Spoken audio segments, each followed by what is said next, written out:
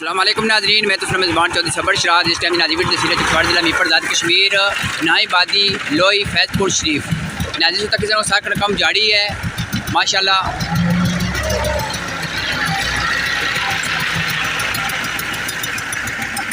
नाज़रीन तक माशाल्लाह पमैश कड़ी के बाजरी बह रहे हैं और जरा रेता वो पमैश कड़ी बह रहे हैं।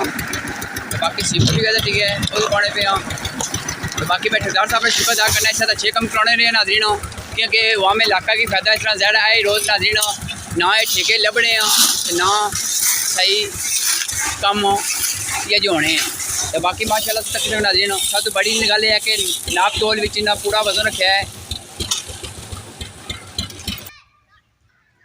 अस्सलाम वालेकुम जनाब। वालेकुम सलाम जनाब, क्या हाल से पाक ठीक है? शुक्र जी, ठीक ठाक। अच्छा जनाब, स्वामी फोन करके बुलाया सी अज केड़ी जगह है पहले ये नाल दसो, नाले अपना तारफ करो पूरा।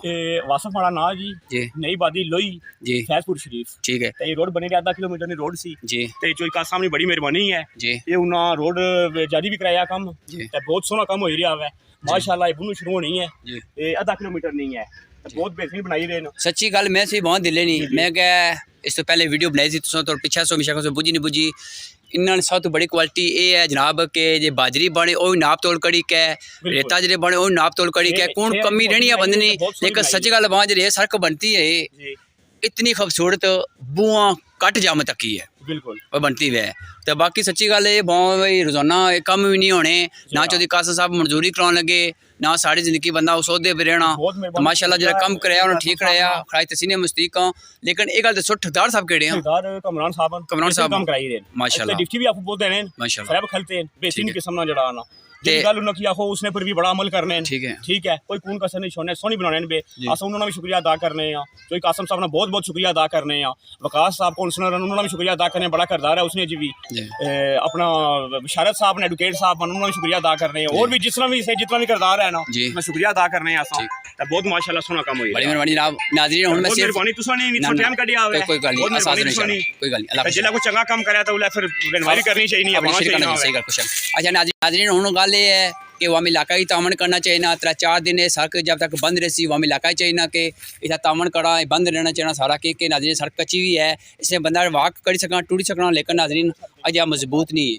तो बाकी मैं ये रिक्वेस्ट करना वामी इलाका की जे अपने घर को तराई भी लाई और सवाब रकम है सदका जारी है रास्ता साफ करना भी बहुत बड़ा सदका जारी है क्या लवासा ते बाकी 4 दरे 5 दरे 6 दे जे सड़क बंद रही तो साढ़े बंद करो क्योंकि रोजाना सड़क नहीं बनने लगी फिर सड़क पर टूटी जानी है। थोड़ा एहतियात करो रात को था कोई पैर जे मारी गया लेकिन एहतियात करो हर बंदे ही जगह लागसा फिर 2 दिन एहतियात है बाकी है सारी जरा कच्ची परसों गड्डी टोरसो पर के भजी ऐसा फिर आसो चौधरी कासम जी साहब सड़क बनाई सी 2 नंबर बनाई ठेकेदार 2 नंबर कराई गया उन्होंने कहा मंजूरी कराना तो उसने कहा कोल खली के कम 2 नंबर होना मिगी बिलो या कुछ और दसो जमदार बंदे कम ठीक होना चाहिए। तो बाकी अल्लाह ताला के दुआ करने अल्लाह ताला मिगी हक सच लिखने नहीं बोलने दसने तफीक तो मैं तो बाकी माशाल्लाह नाज़रीन सो तक सकने हो तो सीमेंट शाइनिंग तक खाली बहुत जबरदस्त है जी माशाल्लाह।